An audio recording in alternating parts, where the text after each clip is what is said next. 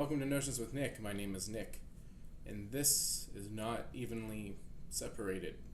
So to keep in the theme with Suicide Squad, because that's clearly the only thing I am competent enough to talk about, I am obligated to include the issue of Jared Leto, because clearly no one's talked about it. And in my humble, young, maybe naive, big fat opinion, this is not acting. I would almost characterize it as borderline abuse. When Dustin Hoffman was working on Marathon Man with Laurence Olivier, it is rumored that the night before one of the shoots, he refused to sleep so that when he showed up to set the next day, he would be stressed out, looking and on the fringe. And hearing that, Laurence Olivier said, "It's called acting, dear boy." So I just figured out that that is not true, that release did not happen exactly, but the principle is still the same. Acting, at the end of the day, is still pretending.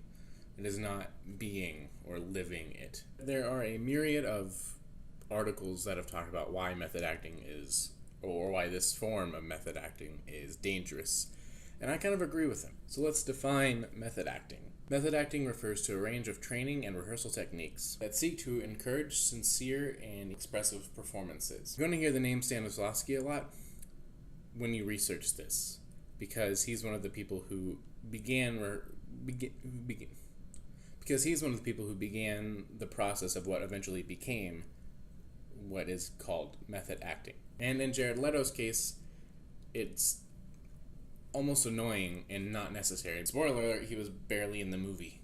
Not only is Jared Leto victim to this, some of the things that the director David Ayer allegedly had the actors do was also borderline abuse. Allegedly, David Ayer went so far as to have his actors punch each other in preparation for their role in communication. If this was my set, if this was my stage, this would not be okay. This would not be allowed. When you do things, when an actor or a director or a fight choreographer or someone behaves in a way that either hurts or abuses other people in the rehearsal room, that is where a line is crossed.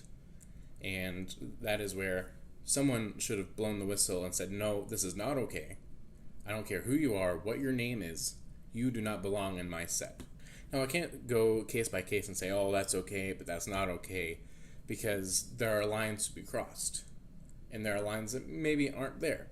For example, Christian Bale is known for his rapid weight gaining and weight loss in only a few years, between The Machinist and Batman Begins, and then again, he did the same thing for The Fighter. He's one of my favorite actors, but he's not excluded from my criticism, because what these actors do, who terrorize their castmates, who mutilate their bodies and psyche, tell my fellow acting friends the only way that they can become successful is by mutilating their bodies, their psyche, and putting themselves or other people in harm's way when that is not necessary.